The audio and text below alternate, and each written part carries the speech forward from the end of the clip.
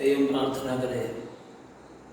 Praise the Lord, प्रिय धन्यवाद धन्यवाद धन्यवाद, हालेलुया हालेलुया हालेलुया हालेलुया। हमारा प्रेम दयालु परमेश्वर, हम आपके चरणों में प्रार्थना खुदावन प्रभु आज के दिन के लिए हम आपको धन्यवाद देते हैं कि सुंदर दिन आपने हमारे जीवन में जोड़ा। प्रभु हम आपको धन्यवाद देते हैं। आज के दिन के लिए हम प्रार्थना करते हैं प्रभु अलग अलग जगह से प्रभु जैसे गूगल के द्वारा जो प्रोग्राम में शामिल हो रहे एक लोगों को हम आपके हाथ में समर्पित करते हैं। हमारे आराधना को हम आपके हाथ में समर्पित, आपका नाम की महिमा हमारे जीवन में प्रकट होने के लिए हम प्रार्थना करते हैं। प्रभु हम प्रार्थना करते हैं प्रभु हर एक लोग प्रभु जिसमें शामिल है एक लोगों पर आशीष उठे, आपकी आत्मा की उपस्थिति में आगे ले चल, आपके नाम की महिमा एक लोगों के जीवन में प्रकट होने पाए। आज के वचन के लिए हम आपको धन्यवाद देते हैं। प्रभु हम प्रार्थना करते हैं आपके वचन हर एक लोगों के दिल और दिमाग में काम करने पाए, आपके नाम की महिमा एक लोगों के जीवन में प्रकट होने पाए। आप मदद करने वाला परमेश्वर हम आपको धन्यवाद देते हैं। हालेलुया, धन्यवाद धन्यवाद धन्यवाद। पिछले दिनों में आपने हमें संभाला, रक्षा रखवाली की, हम आपको धन्यवाद देते हैं। आज भी आप हमारी अगुवाई करने वाला परमेश्वर है, हम आपको धन्यवाद देते हैं। आपके नाम की महिमा करते हुए आगे बढ़ने के लिए मदद कर, आप जीवन में कार्य करने वाला परमेश्वर हम आपको धन्यवाद देते हैं। आपके नाम की महिमा हमारे जीवन में प्रकट होने के लिए हम प्रार्थना करते हैं। आप हम सबों को आशीष और बरकत, आपके नाम की महिमा हमारे जीवन में प्रकट होने पाए। आज के प्रोग्राम का माध्यम में शब्द शुरू से लेकर आखिर तक आपकी आत्मा की उपस्थिति में चलने के लिए आप हमें मदद कर, आपके नाम की महिमा हमारे एक लोगों के जीवन में प्रकट होने पाए। आपने हमारी प्रार्थना को सुना, धन्यवाद। प्रभु यीशु मसीह के मीठा नाम से मांगते सुना कबूल कर, आमीन। आइए हम आराधना में जाएंगे। परमेश्वर की आत्मा में होकर हम परमेश्वर की आराधना स्तुति करें। परमेश्वर नाम की महिमा के लिए हर एक लोग आत्मा में होकर परमेश्वर के नाम की महिमा करें। हालेलुया। आइए हम अपनी आंखों को बंद करेंगे। हम अपनी आंखें वो पर्वतों की ओर लगाएंगे, उस ऊंचाई की ओर लगाएंगे जहाँ हमारा परमेश्वर रहता है। हमारा परमेश्वर हम पर हमेशा हर वक्त हम पर निगाहें रखता है। हम हर तकलीफ में, हर परेशानी में वो हमें बचाता है, हमें छुड़ाता है। ओ जीसस, हालेलुया हालेलुया हालेलुया। ओ खुदा पिता, आप हमारे हर दुख में, हर तकलीफ में पिता आप हमारी रक्षा करते हैं। हर परेशानी में पिता आप हमारे पास आते हैं। आप हमारे दिल को तसल्ली देते हैं पिता, हमें शांति देते हैं पिता। ओ जीसस, थैंक यू जीसस। ओ खुदा, मैं तो दर्द से बेहाल था, परंतु तू मेरे पास आया। तूने मेरे सिर पर अपना मुसाम और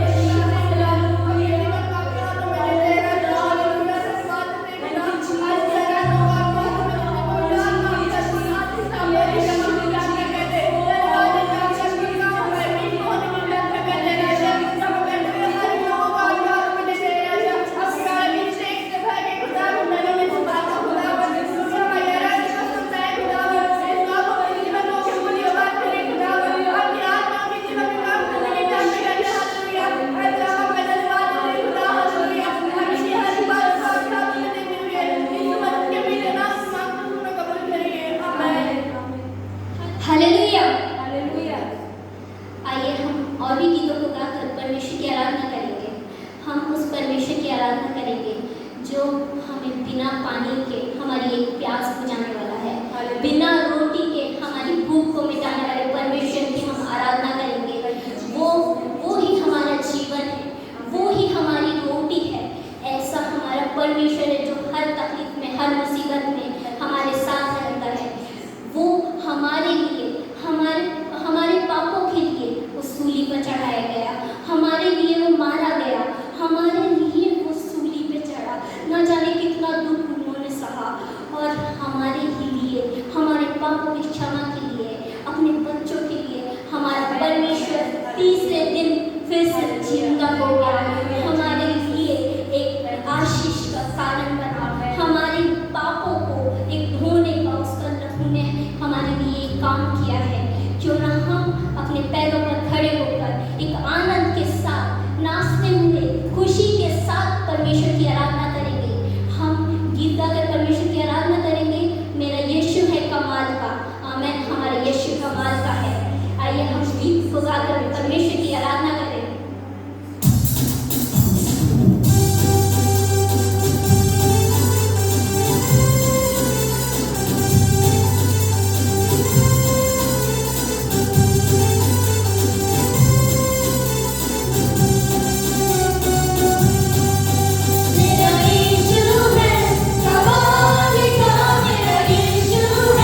कमाल का मेरा यीशु है, कमाल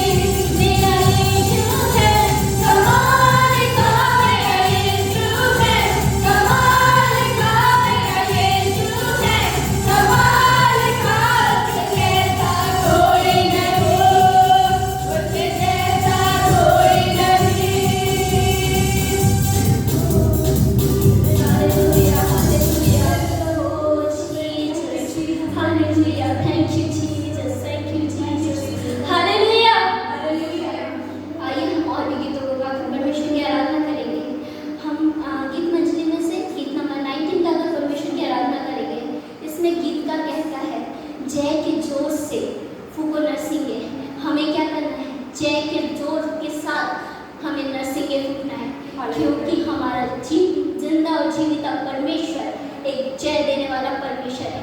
उसने हमें जय दिया है, इसलिए हम जय के जोर के साथ एक ऊंचे शब्द के साथ उसकी आराधना करेंगे। आइए हम ये गीत को गाकर परमेश्वर की आराधना करें। तालियों को बजाते हुए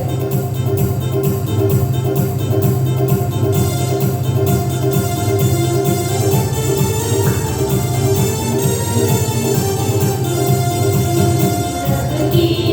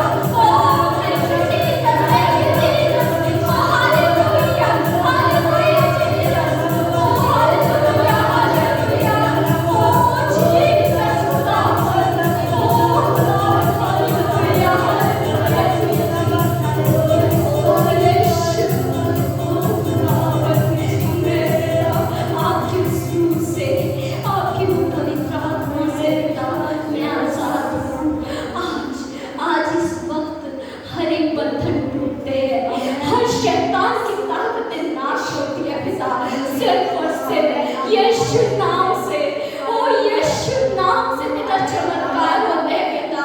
ओ खुदावन, आपका नाम एक जलालत नाम है पिता। आपके नाम से पिता हमारे जीवन में शांति आती है पिता।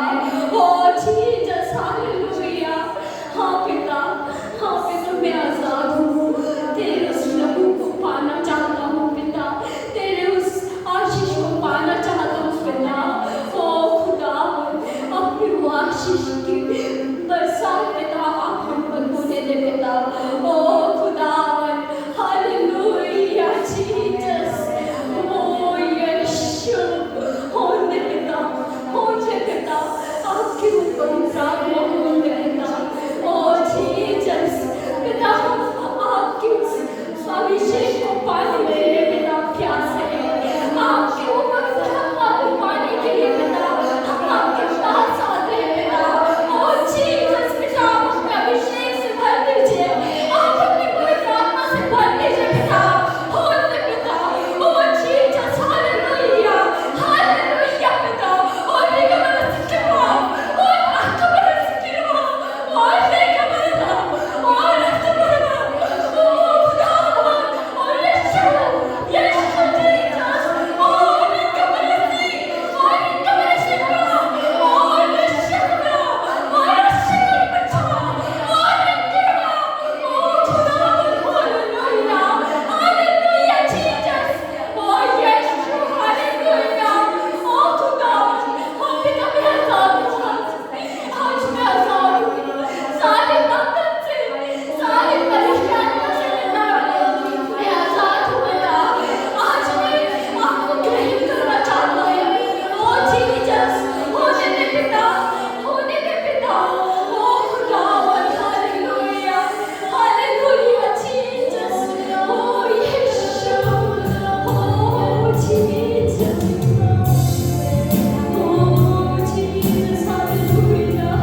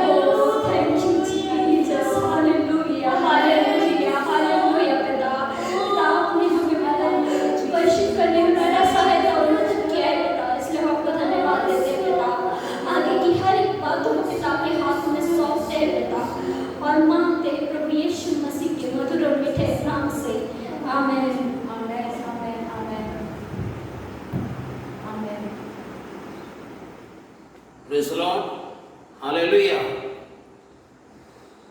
ये परमेश्वर के वचन में आ जाएंगे। आज के मनन के लिए हम परमेश्वर के वचन को हम निकालते हैं।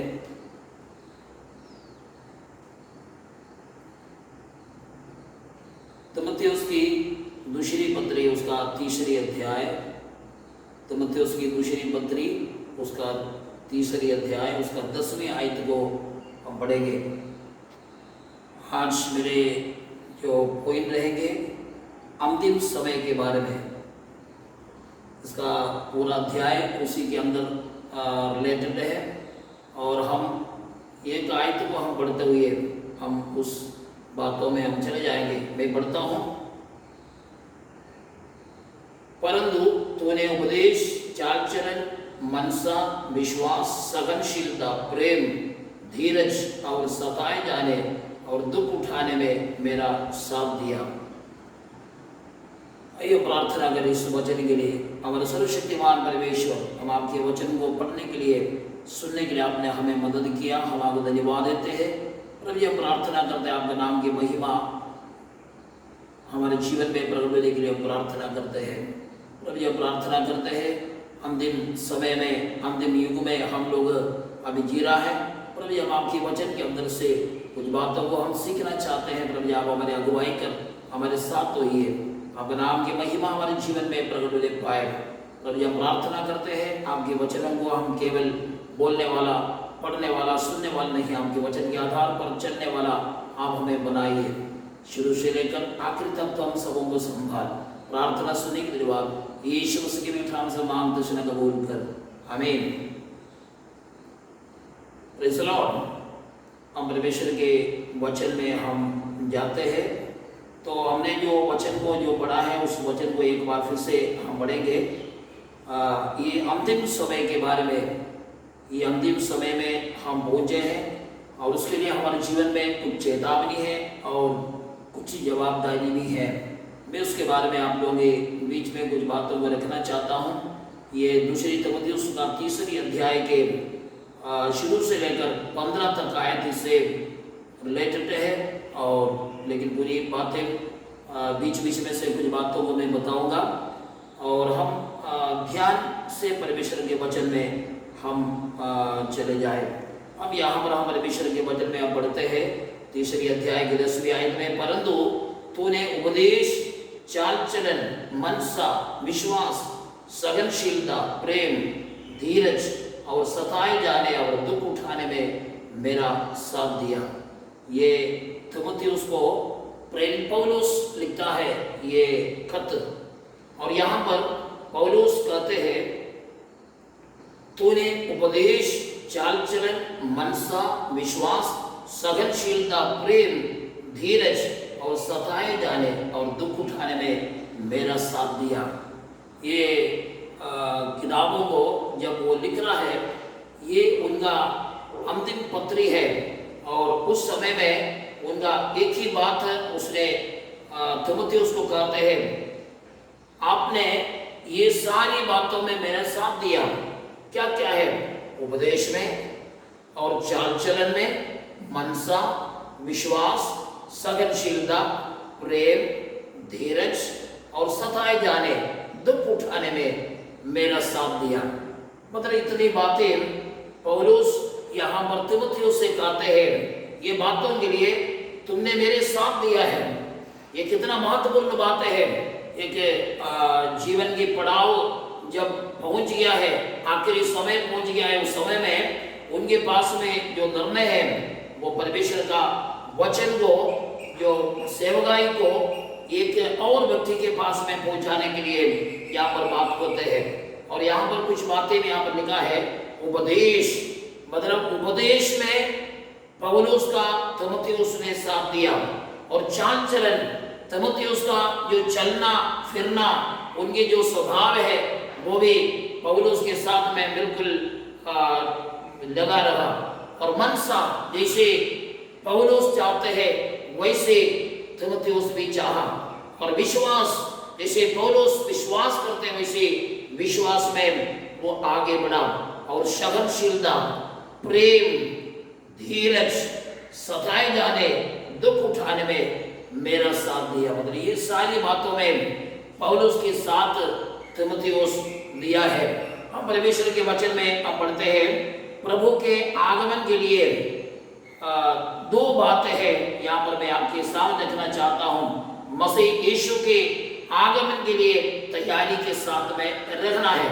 यीशु मसीह आएगा, यीशु मसीह के साथ में जाने के लिए हमें तैयारी होना चाहिए। दो प्रकार की तैयारी यहाँ पर बताया हुआ है। एक है धीरज के साथ इंतजार करना है और दूसरी बात है आशा के साथ। मतलब दो बातें हैं, एक धीरज चाहिए और दूसरी बात आशा हमारे जीवन में होना है। क्योंकि दुनिया में लोग रहते हैं। अभी एक पिताजी अपना बेटे के बारे में मेरे से बात करने लगा और रास्ता में मिला तो बात करते हैं और बोलता है मेरा बेटा इतना बिगड़ गया है और परमेश्वर से दूर चला गया है और परमेश्वर के नाम की महिमा नहीं करते हैं। वो पूरा 24 घंटे में पीने में समय बिताते हैं। तो वो पिताजी तो ऐसे चीज़ों को कभी इस्तेमाल नहीं करते हैं। प्रार्थना करने वाला परिवार है, प्रार्थना करते हैं और बेटा आज नहीं है तो कल सुधर जाएगा करके उनका प्रार्थना चल रहा है। लेकिन वो पिताजी ने एक शब्द बोला है, इसके कारण से मैं आज बहुत निराशा में हूँ। देखो हमारे जीवन में ऐसे निराशा जीवन में आ जाता है। कोई बातें जीवन में आ जाएगा, निराशा आ जाता है। और यहाँ पर दो बातें हम देख रहा है। तो प्रभु के आगमन के लिए हमें धीरज धरना चाहिए, क्योंकि धीरज के साथ में इंतजार करना पड़ेगा। अभी यीशु को आना ही होगा ऐसे हम नहीं बता सकते हैं, क्योंकि यीशु के आगमन यीशु के समय के अनुसार उसकी आगमन होगा। लेकिन हमें तैयारी के साथ में धीरज के साथ में हमें इंतजार करना है।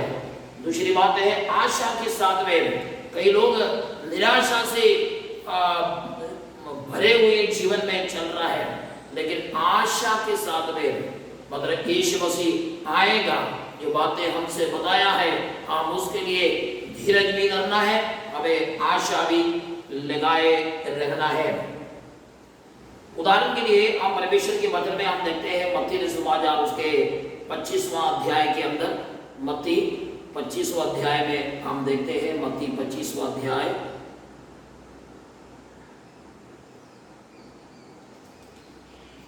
मत्ती सुसमाचार उसके 25वां अध्याय उसका शुरू से लेकर आयते हैं। यहाँ पर आप लोग सब जानते हैं 10 कुंवारियों के बारे में दृष्टांत कहा है। स्वर्ग का राज्य उन 10 कुंवारियों के समान होगा जो अपनी मशालें लेकर दूल्हे से भेंट करने को निकली। उनमें 5 मूर्ख और 5 समझदार थे। मूर्खों ने अपनी मशालें तो ली परंतु अपने साथ तेल नहीं लिया, परंतु समझदारों ने अपनी मशालों के साथ अपनी कुप्पियों में तेल भी भर लिया। जब दूल्हे के आने में देर हुई तो वे सब ऊँघने लगी और सो गई। देखो यहाँ पर आप लोग इसको पूरा 13वीं आयत तक आप लोग इसको पढ़ के देखना है। हम जानते हैं इसके बारे में ये एक स्वर्ग राज्य के बारे में बता रहा है। वो 10 कुंवारियों के समान है जो अपनी मशालें लेकर दूल्हे से भेंट करने को निकली। उनमें 5 मूर्ख और 5 समझदार थे।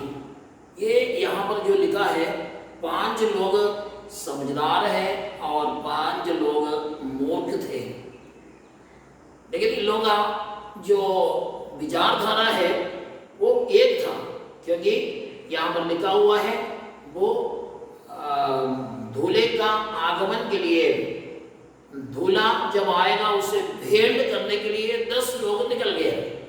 और पहले से उसमें ये बताया है 5 लोग इसमें मूर्ख था और 5 लोग बुद्धिमान लोग थे।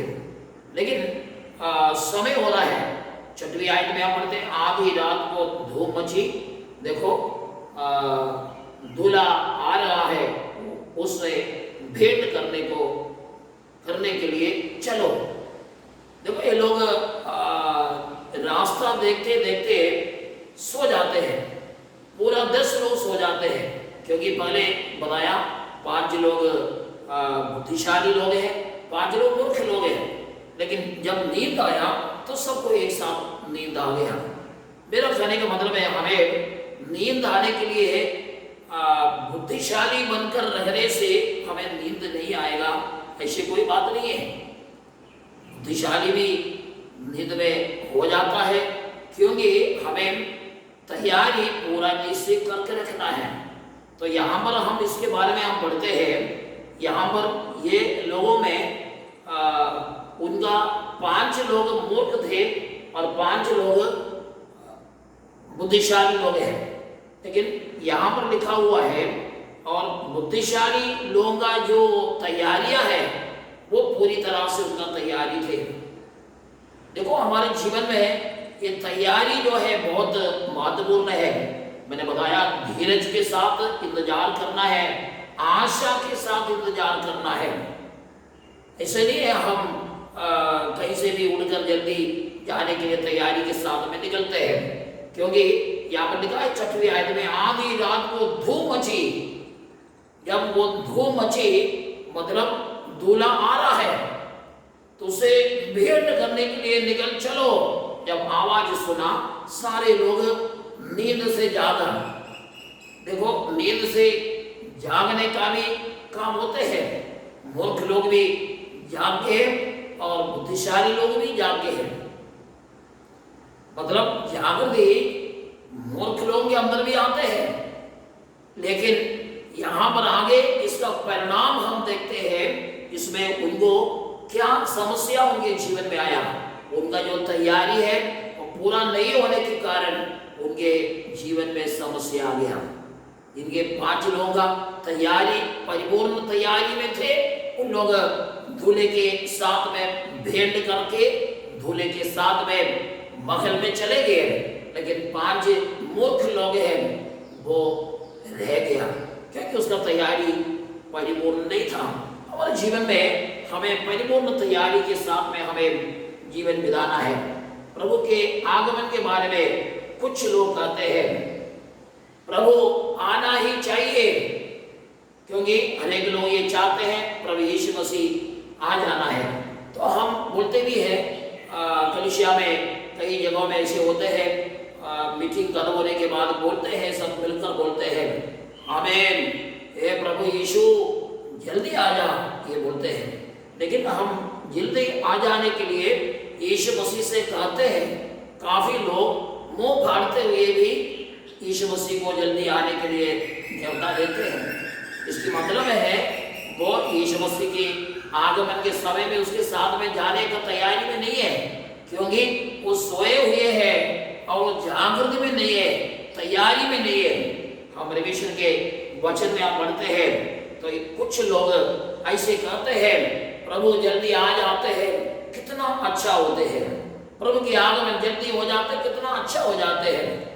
तो कोई लोग ऐसे कहते हैं जल्दी यीशु की आगमन हो जाते हैं तो बहुत बढ़िया है, ऐसे बात करते हैं।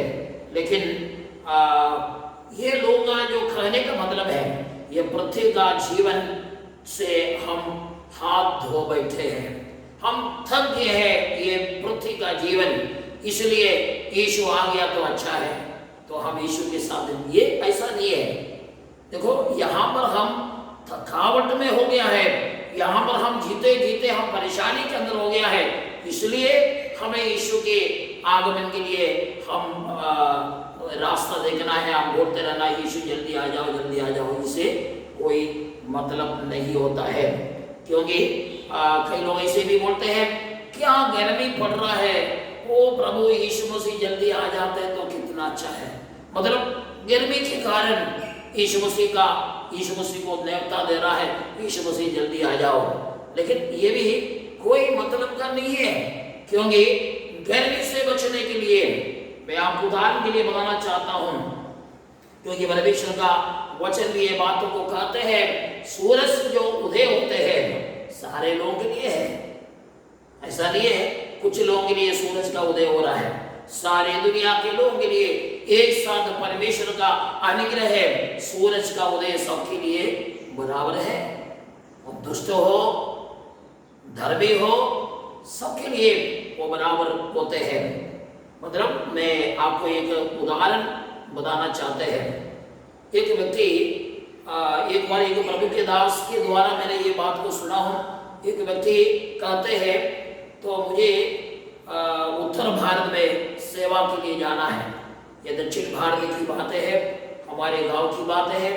उत्तर भारत में सेवा के लिए जाने का तैयारी होते हैं और उसके लिए उसको कुछ राय का जरूरत था, इसलिए उसने किसी से इसके बारे में राय लेने के लिए एक प्रभु के दास के पास पहुंच गया और उसके बाद वो उनसे बातें करते हैं। हमारा इच्छा है उत्तर भारत में यीशु मसीह की सेवा करें। और उस समय में उसने उनको बताया, देखो उत्तर भारत का जो भोजन है वो अलग चलते हैं, आपका खान पान अलग चलेगा, आपका जो वस्त्र का पहनने का स्टाइल में फर्क हो जाएगा और वहाँ का भाषा भी आपको सीखना पड़ेगा, बहुत कुछ आपको तकलीफ को सहना पड़ेगा। तो वो आदमी बोलता है, कुछ भी तकलीफ रहे मैं तो यीशु मसीह की सेवा जरूर मैं उत्तर भारत में ही करना चाहता हूँ। और आखिरी में वो प्रभु के दास ने उनको बोला, एक काम करो, आप आपकी पत्नी को भी साथ में लेकर एक दिन मेरे पास में आना, तो अपन बैठ के इसके बारे में विचार करेंगे, हम बातचीत करेंगे। और उनका पत्नी भी आ गए और उसके सामने भी उसने ये सारी बातें लिखते, देखो वहाँ पर जाके रहना एकदम ऐसे आसान बात नहीं है, क्योंकि आप जब जाके रहेंगे तो वहाँ का भाषा आपको सीखना पड़ेगा, नहीं तो आप लोगों से बात कैसे कर पाएंगे। और हो सकता है आपको कभी भूखे में रहना पड़ेगा, मुसीबत आपको उठाना पड़ेगा, आपको सही समय पर कुछ भोजन नहीं मिल पाएगा, वहाँ का भोजन का भी व्यवस्था अलग है। ये सारी बातें बोलते हैं, एक ही बात में अटे हैं, हमको तो जाना है, हमको तो उत्तर भारत में जाना है, सुना है, कुछ भी समस्या रहे हम जाएंगे। और वो प्रभु के दास बार बार उनको समझा रहे हैं, लेकिन आखिरी में फिर वो पास्टर का पत्नी ने बताया, देखो कम से कम मेरा घर में हमेशा सास हमसे झगड़ा करते रहते हैं, कम से कम ये सास के झगड़े से हम तो बच जाएंगे ना। देखो इतना पूछताछ करने के बाद आखिरी में उसका उत्तर भारत का सेवकाई का जो निर्णय है उनके मुंह से बाहर आ गया, सास के झगड़े से, वो झगड़े से बाहर होने के लिए सास झगड़ा करते हैं, मुसीबत में डालते हैं, बार बार मारा पीटी चलते रहते हैं, इसलिए कम से कम उत्तर भारत में जाएगा तो वहां पर ये सास तो साथ में आएंगे नहीं, हम तो शांति से जीवन बिताएंगे। देखो मेरा कहने का मतलब है, हम इस पृथ्वी में जीवन बिताते हैं तो हमें ये बात याद रखना है, उत्तर भारत का सेवकाई ऐसा नहीं है। ये सेवकाई चाहे उत्तर भारत हो और अफ्रीका में हो और दक्षिण भारत में हो, कहीं भी ये मसीह के सेवकाई जो करते हैं तो हमें ऐसे कोई बातों से बचने के लिए नहीं है। देखो मसीह का सेवकाई में तकलीफ आएगा, मुसीबत आएगा, जिसको सहने के लिए हमें तैयारी के साथ में आगे बढ़ना है। मेरे कहने का मतलब है, प्रभु आने के लिए, प्रभु आप जल्दी आ जाओ करके बोलने के पीछे ऐसे अगर बार बार पूछताछ करेंगे, उसके पीछे भी ऐसे काफी बातें सामने आ जाएगा। तो प्रभु के आगमन के लिए वो बोलते हैं, प्रभु आप जल्दी आ जाओ क्योंकि यहाँ पर गर्मी है, प्रभु आप जल्दी आ जाओ, यहाँ कितना मुसीबत है, हमारा घर का जो झगड़े से कम हम तो बच जाएगा, प्रभु आप जल्दी आ जाओ। देखो हम यहाँ पर एक झगड़ालू है, अगर हम दूसरों के लिए हम एक अच्छा व्यक्ति नहीं है तो हम उस राज्य में यीशु मसीह के आगमन के समय में यीशु के साथ में हम कैसे जा पाएंगे, इस बात को हमें याद रखना है।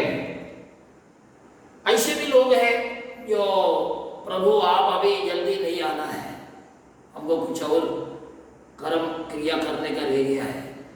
देखो हम यहाँ पर महल बना के महल में रहेंगे, हो सकता है हम बहुत धन संपत्ति हमने प्राप्त किया है, लेकिन ये कुछ भी यीशु मसीह का आगमन के लिए तैयारी के साथ में जीने के लिए कोई रुकावट नहीं है।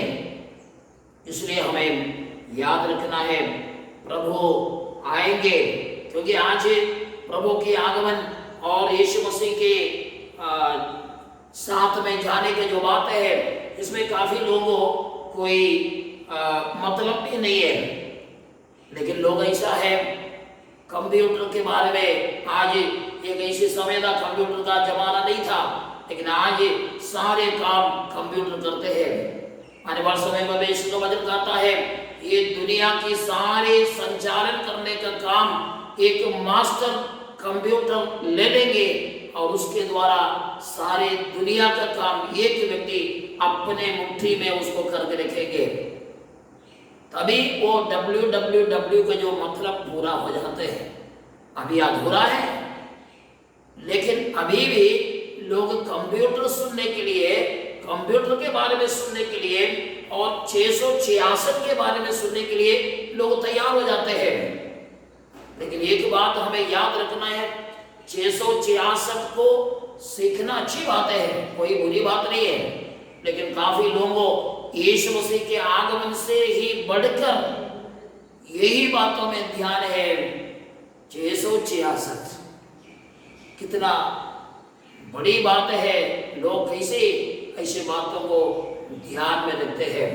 हम देखते हैं लोगों का अंतर ऐसे ऐसे बात है। मसीह के आगमन के लिए तैयारी भी नहीं है, मसीह का आगमन के लिए कोई विचार भी नहीं है। अंदर एक ही विचार है, 666 और झूठा मसीह, इसके बारे में सीखना है। मेरा प्रियो, हमें यीशु मसीह के आगमन के बारे में हमें सीखना है, हमें तैयारी के साथ में जीवन बिताना है। हम एक आयत को हम पढ़ेंगे,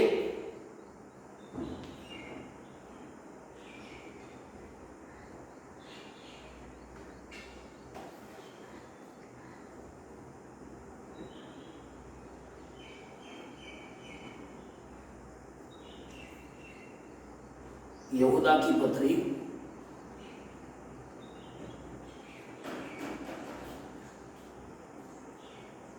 उसका 18वीं आयत को हम पढ़ेंगे, उसका 18वीं आयत।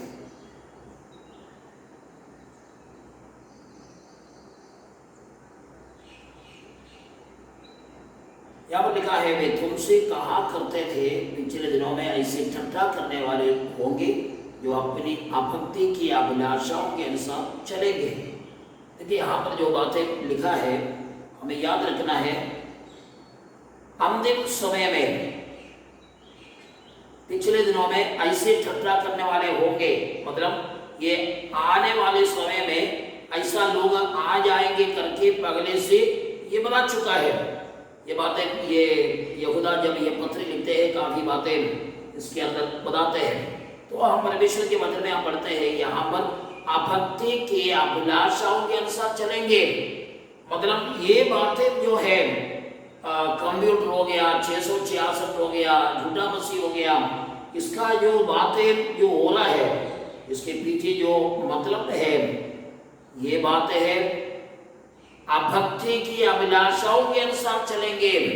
ये अभक्ति की अभिलाषा है, क्योंकि भक्ति में जीवन बिताना, यीशु के साथ में जाने के बारे में सोचते रहेंगे, लेकिन ये अभक्ति में जीवन बिताते हैं।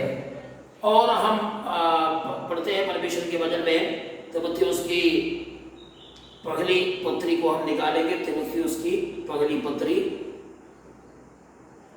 उसका 4 अध्याय को हम पढ़ेंगे। 4 अध्याय उसका पहली आयत को पढ़ेंगे।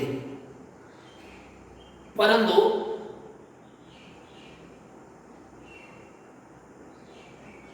आत्मा स्पष्टता से कहता है कि आने वाले समयों में कितने लोग भरमाने वाली आत्माओं और दुष्ट आत्माओं की शिक्षा पर मन लगाकर विश्वास से भटक जाएंगे। और परमेश्वर के वचन में हम पढ़ते हैं, तो आने वाले समय में कितने लोग भरमाने वाली आत्मा, ये दूसरा एक शब्द यहाँ पर बताया है, ये भरमाने वाली आत्मा है। मतलब ऐसे बातों को लेकर भरमाएंगे। और लेकिन ये एक ही बात इसमें समझ में आते हैं, जो ये दुनिया के मोह माया को यहाँ पर लोग बोलने वाला, लोग उपदेश देने वाले लोग, ऐसे दुरुपदेश करने के लिए लोग साथ में आ जाएंगे। हम पढ़ते हैं परमेश्वर के वचन के अंदर, शैतान के पीछे खींचकर, मतलब ऐसे लोगों को शैतान पकड़ के खींचकर उसको गिराएगा। मतलब गिराने का तरीका अलग अलग रीति से गिराने का तरीका है। तो हम कैसे मसीह की वजह से हम अलग हो जाते हैं। शैतान हमें भरमाते हैं और शैतान के साथ में मिला हुआ लोग हमें भरमाते हैं, हमें गिराने के लिए कोशिश करते हैं। देखो ऐसे भी गिरा सकते हैं और पीछे तरफ हमें खींच के ले जाएंगे। जो मसीह के आगमन के लिए हम तैयारी के साथ में जीवन बिताते हैं, उसे हमें पीछे लेके जाने वाला शक्ति होते हैं। किसी किसी को आगे भी गिरा देते हैं शैतान। मेरा कहने का मतलब है वो पीछे तरफ भी खींच कर ले जा सकते हैं, आगे को धकेल कर भी हमें गिरा सकते हैं। मेरा कहने का मतलब है जो कभी ऐसे भी होते हैं अपवित्रता में गिर जाते हैं, लेकिन कई लोग ज्यादा पवित्रता को बोल बोल कर वो भी गिर जाते हैं। पवित्रता को बोल बोल के गिरने का मतलब है, दुनिया में हम देखते हैं कुछ ऐसे लोग हैं शादी ब्याह एक परमेश्वर के अनुसार नहीं है करके बोलने वाला सिखाने वाले लोग होते हैं। तो कोई कोई उसमें फंस भी जाते हैं। मतलब हमें विवाह नहीं करना है, क्योंकि लोगों ने एक कानून बना दिया, अगर किसी को परमेश्वर अगुवाई देते हैं नहीं करना है तो अच्छी बात है, लेकिन विवाह करना कोई अपवित्र बात नहीं है, क्योंकि ये परमेश्वर का वचन इसमें ये बातें कहते हैं। और कुछ खान पान को रोकने के लिए लोग बात करते हैं, ये नहीं खाना, वो नहीं खाना, इसको नहीं छूना, क्योंकि अपन जानते हैं आदम हवा के पास में, जब हवा के पास में जब शैतान जाते हैं तो हवा के साथ में बात करते हैं, तो बोलता है आपको ये फल खाने के लिए सचमुच में परमेश्वर ने मना किया क्या? तो उस समय में वो जवाब देते हैं वो ये खाना भर नहीं, छूने के लिए भी परमेश्वर ने मना कर दिया। मेरा कहने का मतलब है वहां पर परमेश्वर ने छूने के लिए मना नहीं किया था, खाने के लिए मना किया है, लेकिन उसमें उसने थोड़ा सा बढ़ाकर आज अधिक पवित्र विश्वास दिखाने के लिए, जो परमेश्वर के वचन में जो है नहीं है, ऐसे पवित्रताई को भी साथ में लेकर आने के लिए कोशिश करते करते आखिरी में वो ऐसे भी गिर जाते हैं। मेरा कहने का मतलब है ये दोनों काम, पीछे भी खींच कर आपको गिरा सकते हैं, आपको आगे ढकेल कर भी आपको गिरा सकते हैं। हम पढ़ेंगे एक अध्याय को, दूसरी तिमुथियुस उसका तीसरी अध्याय की 10वीं आयत में हम फिर से आ जाए। यहाँ पर कुछ बातें भी यहाँ पर लिखा हुआ है, तो उसके बारे में बताना चाहूँगा। पौलुस का जो सेवकाई है ये एक समर्पित सेवकाई था। इसमें जो बातें अपन यहाँ पर देख रहा है इसके अंदर उसके बारे में बताया है, एक समर्पित सेवकाई। कई बातें में यहाँ पर लिखा है, उपदेश, चाल चलन, मनसा, विश्वास, सहनशीलता, प्रेम, धीरज और सताए जाने और दुख उठाने। मतलब ये सारी बातों में पौलुस एक समर्पित सेवक था। मतलब आत्मिक उन्नति, आत्माओं को जीतना, हर बातों में परमेश्वर को धन्यवाद देना, महिमा देना, इन बातों में पौलुस बिल्कुल ध्यान रखता था। और इसलिए अंतिम समय में वो थिमुथियुस को ये बातें बताते हैं। प्रेरितों के काम हम निकाले, प्रेरितों के काम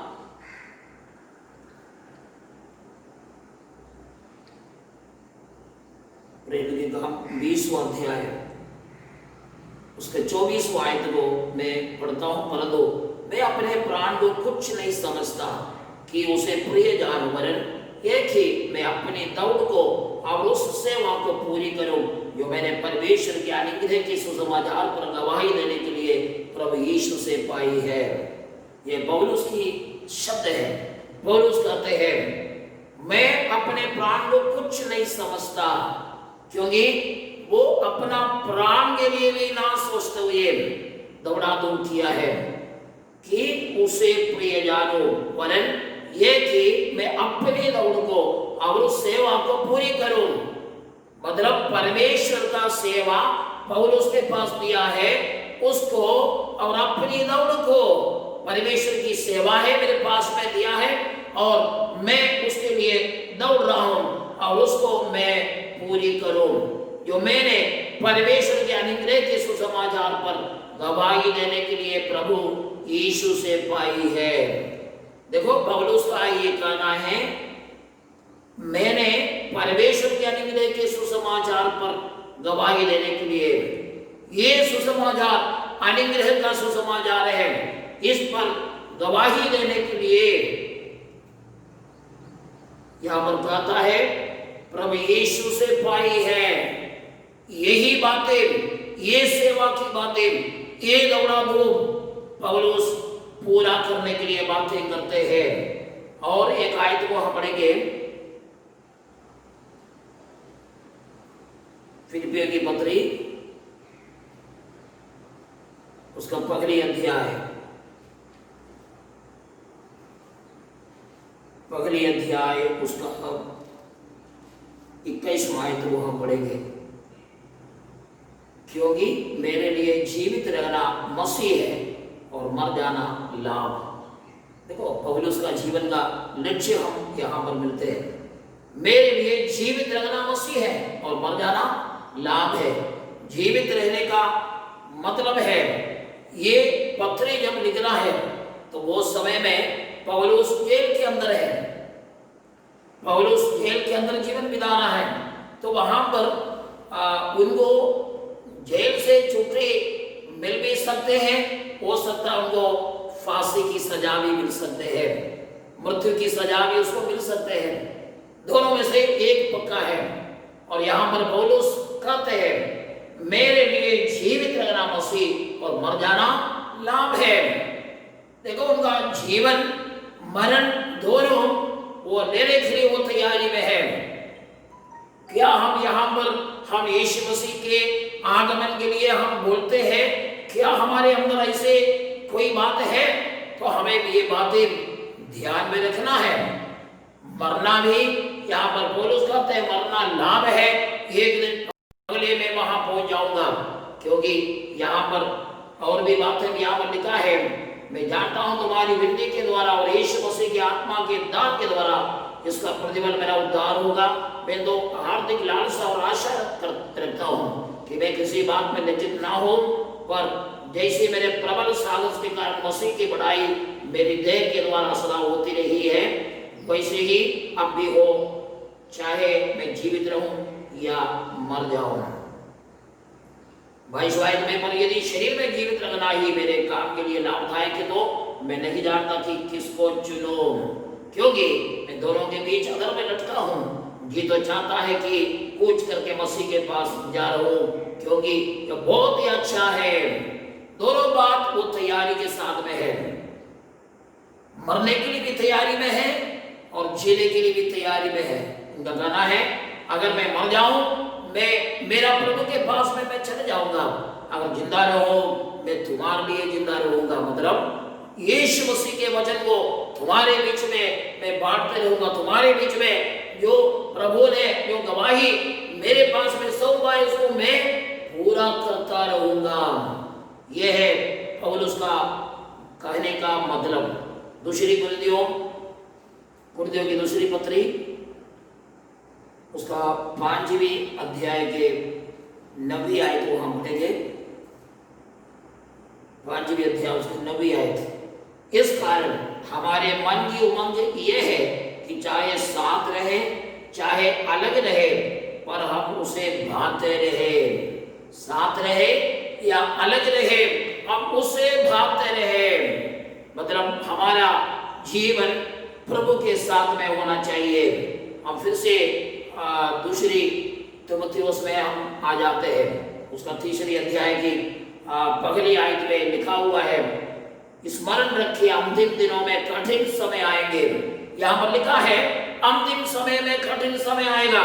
ये अंतिम समय के बारे में हम परमेश्वर के वचन में पढ़ते हैं। क्या है अंतिम समय?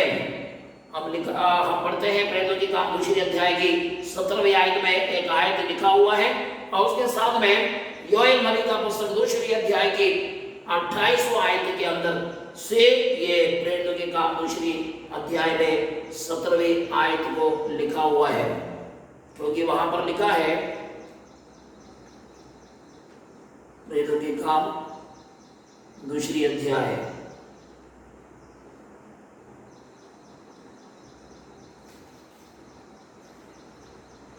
उसका 17वीं आयत को मैं पढ़ता हूं। परमेश्वर कहता है कि अंत के दिनों में ऐसा होगा कि मैं अपना आत्मा सब मनुष्यों पर उड़े लूंगा, और तुम्हारे बेटे और तुम्हारी बेटियां भविष्यवाणी करेगी, और तुम्हारे जवान दर्शन देखेंगे, और तुम्हारे पुराने स्वप्न देखेंगे। देखो, ये अंतिम दिनों के बारे में ये परमेश्वर के वचन में पहले से बताया हुआ बातें हैं। वही योएल नबी का पुस्तक दूसरी अध्याय की 28वें आयत में अपन को मिलते हैं। क्योंकि लोग पवित्र आत्मा से भरपूर होने के बारे में वहां पर जो बता रहे हैं, ये 17वीं आयत में प्रेरितों की काम दूसरी के 17 में लिखा है, अंतिम दिनों में ऐसा होगा कि अपना आत्मा सब मनुष्यों को उंडे लूंगा। ये परमेश्वर का कथन है, सारे लोग के ऊपर मैं मेरे आत्मा को उंडे लूंगा। और यहाँ पर लिखा है तुम्हारे बेटे और तुम्हारी बेटियां भविष्यवाणी करेगी, तुम्हारे जवान दर्शन देखेंगे, और तुम्हारे पुराने स्वप्न देखेंगे।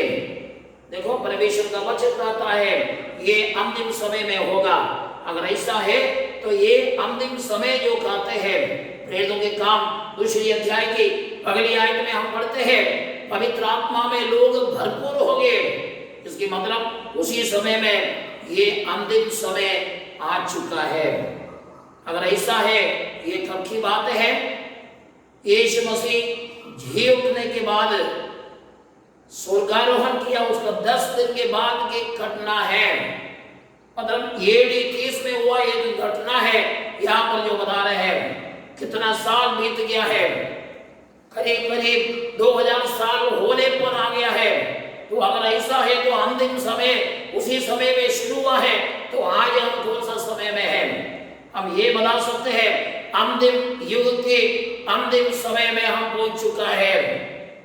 अभी और क्या क्या इस दुनिया में होने वाला है हम नहीं जानते हैं, लेकिन परमेश्वर के वचन में काफी बातें बनाया हुआ है।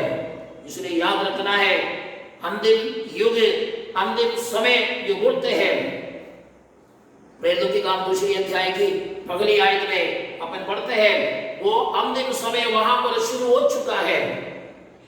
मतलब आज इतना साल बीत गया, तो इसकी मतलब है ये अंतिम समय के अंतिम समय में हम पहुंच चुके हैं।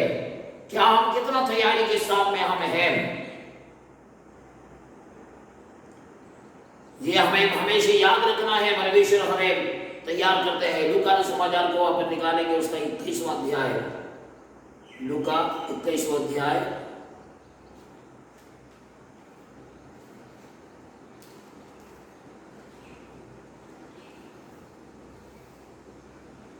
उसका 34 से लेकर गाय को हम पढ़ेंगे। यहाँ पर हम पढ़ते हैं, इसलिए सावधान रहो, ऐसा ना हो कि तुम्हारे मन खुमार और मतवालेपन और इस जीवन की चिंताओं से सुस्त हो जाए, और वह दिन तुम पर फंदे के समान अचानक आ पड़े, क्योंकि वह सारी पृथ्वी के सब रहने वालों पर इसी प्रकार आ पड़ेगा।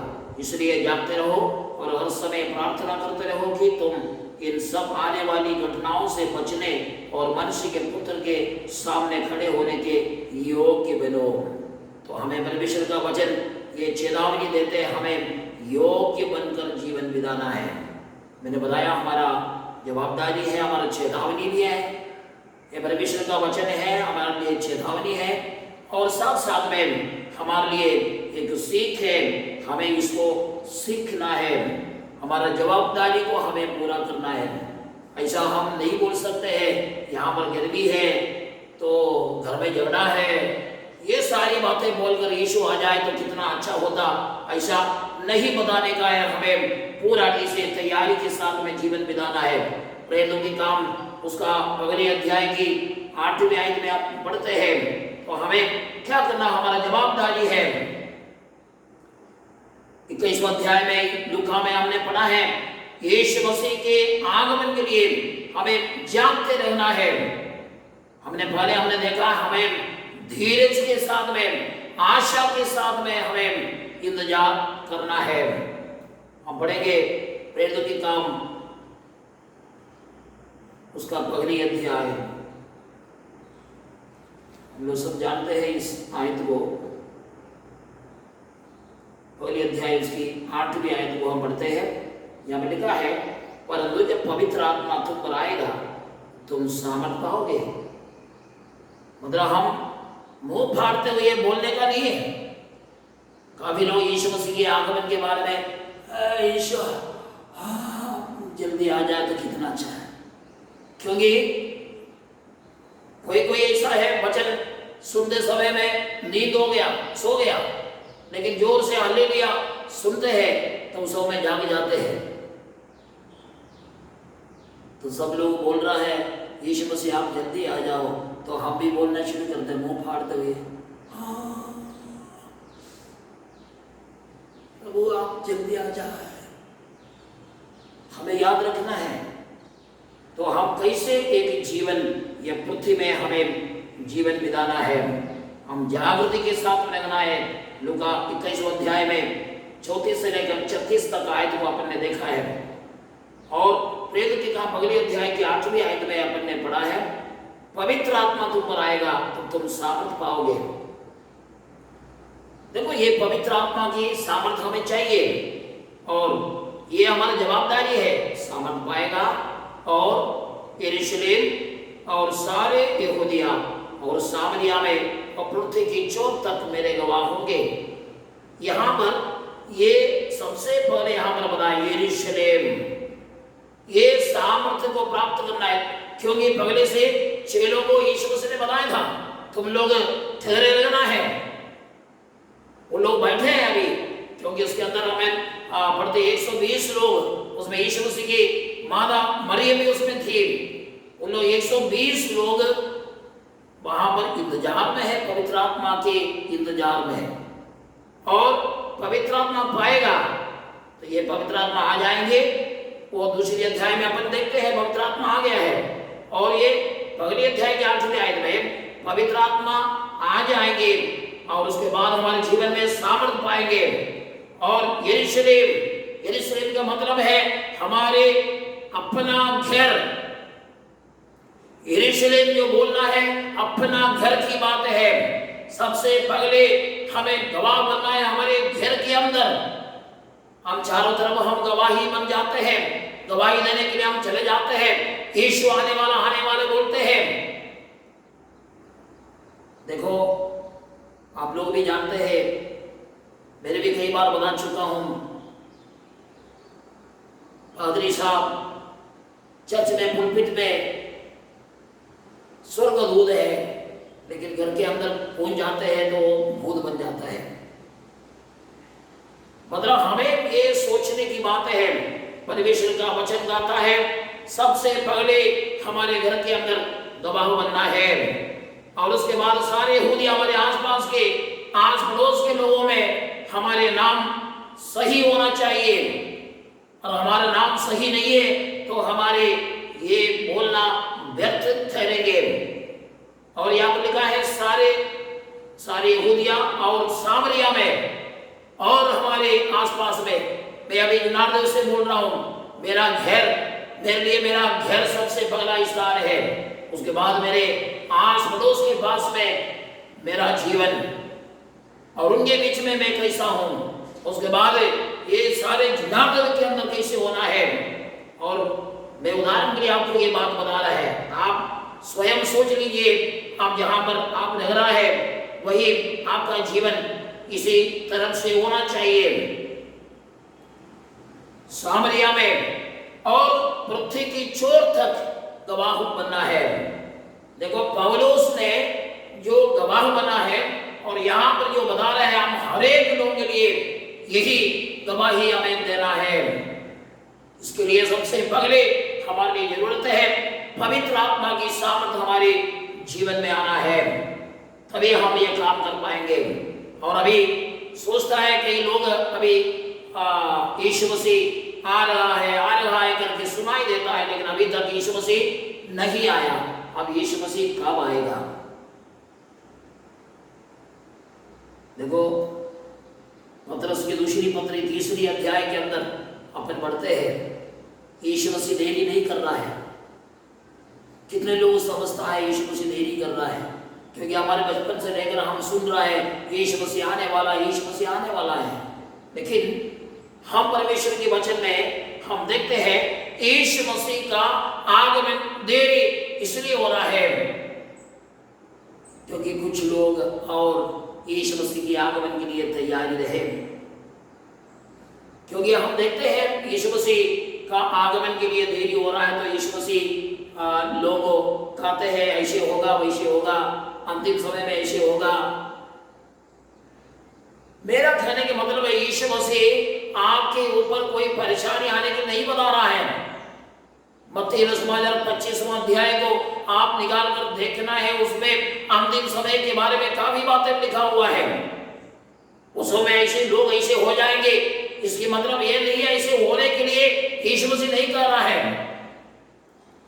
देखो अगर हम एक गलती करेंगे, हमारे माँ बाप हमको डांटते हैं मारते हैं, हम गलती करेगा हमारे बच्चों को हम मारेंगे, हमारा बच्चा गलती करेगा। आज हमारा बच्चा हमारे घर के अंदर चोरी कर लिया तो हम उसको डांटेंगे, हम उसको मारेंगे। हो सकते हैं गुस्से में वो बच्चा ऐसे बोल भी सकते हैं तो मेरे को मार मार के खत्म कर रहे क्या, क्योंकि गुस्सा में थोड़ा ज्यादा मार दिया तो ये भी बोल सकते हैं। लेकिन आपका पिताजी आपको इसलिए मार रहा है, अगर नहीं मारा तो कल का दिन गांव के लोग आपके बेटे को बेटी को मार के खत्म कर देंगे। उससे अच्छा है पिताजी का जो छड़ी है उसमें फिर से उसको सुधरने का मौका मिलता है। प्रभु यीशु मसीह जो कुछ भी बातें बोला ये आपके जीवन में, ये आगमन का देरी में आपके जीवन में ये समस्याएं आने के लिए नहीं बता रहा है। लेकिन बात ऐसा है हमारे जवाबदारी को हम नहीं समझेंगे तो कुछ समय देखेगा और उसके बाद यीशु भी हमें छोड़ देंगे। अभी तक यीशु मसीह समय देख रहा है, हमारे लिए समय दे रहा है एक व्यक्ति और मसीह को ग्रहण करे, मसीह के चरणों पर आ जाए, जिसकी मतलब है मन फिराव हमारे जीवन में रहेंगे तो हमारे लिए अच्छा है।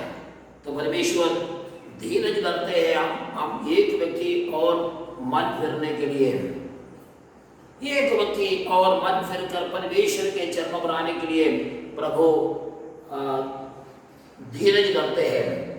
हम परमेश्वर के वचन में हम आ जाते हैं, जो बातें पहले अपने जो पढ़ा है उस आयत को एक बार और पढ़ते हैं। तो बोलते उसकी दूसरी पत्री उसका 3 अध्याय काफी बातें इसके अंदर लिखा हुआ है। तो क्या किया उस समय में होगा, क्योंकि मनुष्य स्वार्थी, लोभी, भीखमान, अभिमानी, निंदक, बाधा विदा की आज्ञा टालने वाले, कृतज्ञ, अपवित्र, दया रहित, क्षमा रहित, दोष लगाने वाले, असली, कठोर, भले के वैरी, विश्वासघाती, ढीठ, घमंडी और परमेश्वर के नहीं पर सुख विलासी के चाहने वाले होंगे। वे भक्ति का भेष तो धरेंगे पर उसकी शक्ति को ना मानेंगे, ऐसों से बने रहना। देखो ये सब बातें होने वाली बातें हैं। अभी कई लोगों के जीवन में ये चल रहा है, ये अंतिम समय की बातें हैं। और ये प्रेरितों के काम 2 अध्याय की पहली आयत में अंतिम दिन का शुरुआत के बारे में हमने देखा है। तो इसमें ये सारी बातें रहेंगे, भक्ति का भेष तो धरेंगे, भक्ति का भेष रहेंगे, बड़े भक्ति के साथ बाइबल हाथ में लेकर चलना। लेकिन जीवन के अंदर अशांति भरा हुआ है, जीवन के अंदर यीशु मसीह नहीं है। हमारे घर के अंदर हम बोर्ड लगा के रखते हैं यीशु मसीह ये घर का मालिक है, लेकिन उस घर के अंदर क्या क्या हो रहा है? कहीं ऐसे लिखा है एक unsaid just at every meal, मतलब यीशु मसीह हमारे हर भोजन के समय में एक अदृश्य मेहमान है। अदृश्य मेहमान यीशु मसीह। क्या हमारे जो खाने का टेबल में हम यीशु मसीह हमारे बाजू में बैठे हैं करके क्या हम हमारे बातचीत में, हमारे सोच विचार में ये बात पक्का है?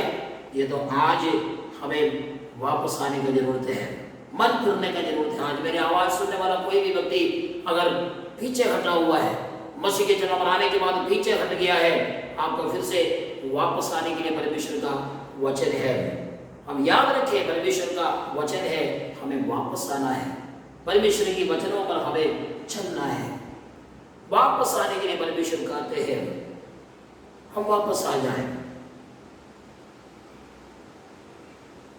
हम प्रार्थना में जाएं, हम हमारे जीवन को प्रभु के हाथ में समर्पित करते हुए अंतिम समय के बारे में हमारे लिए चेतावनी, हमारी जवाबदारी प्रभु ने हमें बताया है, हमें कैसे जीवन बिताना है। यीशु मसीह के आगमन जल्दी आ जाना करके बोलने में हमारे अंदर क्या बात भरे है? यहाँ का गर्मी, क्या का परेशानी, घर का झगड़ा, कोई बात भी हम यीशु मसीह के आगमन के लिए हम तैयारी के साथ में हम बोलते हैं, तो ऐसा है तो आज हमें सुधरने का जरूरत है, मन फिरने का जरूरत है। ये सब दुनिया में होगा, लेकिन धीरज के साथ हमें इंतजार करना है, आशा के साथ इंतजार करना है। यीशु मसीह आएगा, पक्का आएगा। यीशु मसीह ने वायदा किया, पक्का आएगा। यीशु मसीह के आगमन के लिए हम जीवन बिताएं, यीशु मसीह के लिए हमारे जीवन को हम समर्पित करते हुए एक ऐसे जीवन बिताएं। हमारे जो हमारे लिए चेतावनी है और हमारी जवाबदारी है, हमने आखिर में हमने देखा है पवित्र आत्मा की सामर्थ हमारे अंदर आएगा तो उसके बाद हमें पृथ्वी के छोर तक, अपना घर से लेकर आसपास का क्षेत्र में, हमारे देश के अंदर, विदेशों में, आखिरी जगह तक, हमें आखिरी श्वास तक हमें परमेश्वर की वचन हमें बोलते रहना है और परमेश्वर के जनों पर हम जीना है। आइए प्रार्थना करें। हमारे सर्वशक्तिमान परमेश्वर, हम आपके चरणों में आते हैं और यह प्रार्थना करते हैं आपके वचन को बोलने के लिए, सुनने के लिए, पढ़ने के लिए आपने हमें मदद किया, हम आपको धन्यवाद देते हैं। और जब प्रार्थना करते इस वचन को हम आप हाथ में सकता आपके नाम की महिमा हमारे जीवन में प्रकट होने के लिए प्रार्थना करते हैं। आप मदद करने वाला परमेश्वर है, हम आपको धन्यवाद देते हैं। आपके लिए कोई बात असंभव नहीं, और एक बात तो मैं अगुवाई कर प्रभु, ये सुनने वाला हर एक लोगों को हम आप हाथ में समर्पित करते हैं, जो आपके आगमन के लिए तैयारी के साथ में रहने पाए। हम मुंह फाड़ते हुए बोलने वाले नहीं, हमारे अंदर और कुछ बातें रखते हुए हम बोलने वाले नहीं। हम यीशु के साथ जीवन बिताते हुए, हम यीशु के वचनों को हम मानते हुए, हमारी जवाबदारी को हम पूरा करते हुए यीशु मसीह के आगमन के लिए तैयारी के साथ में जीने के लिए आप हमें मदद कर। हम सबों को आप याद में समझते हैं। कोई व्यक्ति अगर मेरा आवाज को सुनते हैं, अगर वो भी आज मसीह के चरणों से पीछे हटा हुआ है और आगे आना चाहते हैं, और जब प्रार्थना करते हैं आपके नाम की महिमा उनके जीवन में प्रकट होने पाए, आप मदद कर, आपके चरणों पर आगे बढ़ते हुए आपकी आगमन के लिए तैयार होकर जीने के लिए आप मदद कर। हमारे जीवन को हम आप हाथ में समर्पित करते हैं। आप हमारी अगुवाई कर हमारे साथ होइए। ये प्रोग्राम देखने वाला, सुनने वाला हर एक लोगों को हम आप हाथ में समर्पित करते हैं। हर एक छोटे बच्चों के लिए, हर एक जवानों के लिए, हर एक बुजुर्गों के लिए प्रार्थना करते हैं आप सबों पर आशीष ले। आपका नाम की महिमा सबके जीवन में प्रकट होने पाए। आपकी आगमन के लिए तैयारी के साथ में जीने के लिए मदद कर। आपने हमारे प्रार्थना को सुना, धन्यवाद। प्रभु यीशु मसीह में हम सब मांग दर्शन कबूल कर, आमीन। हमारे प्रभु यीशु मसीह के अनुग्रह, खुदा का प्यार, पवित्र आत्मा का सहभागिता हम सबों के साथ प्रभु यीशु मसीह की बात नंबर दूसरा आगमन तक हमेशा हमेशा होते रहे, आमीन।